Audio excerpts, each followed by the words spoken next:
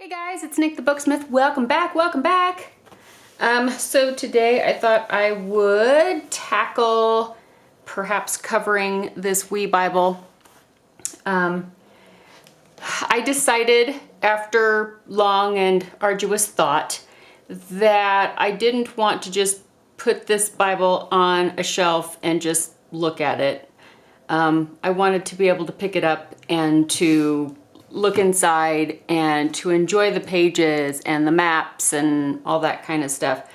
And without covering it, it's just going to continue to fall apart.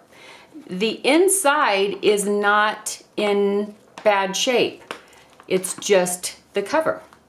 If you don't want to see me doing that, look away, please. Museums do this all the time. Libraries do this all the time. Churches do this all the time. It's okay. It really is okay. I researched, this is not a rare copy. It's not the cover of this Bible that makes it interesting or special. It's all the cool stuff on the inside. It's the gilding of the pages. It's the maps. It's the beautiful texture of the pages that are still intact. And what a shame it would be to not be able to look through this beautiful little book because, you know, it's falling apart.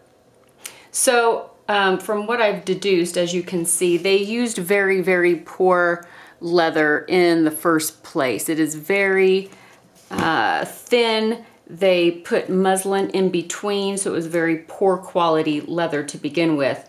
So no wonder it's falling apart. So yeah.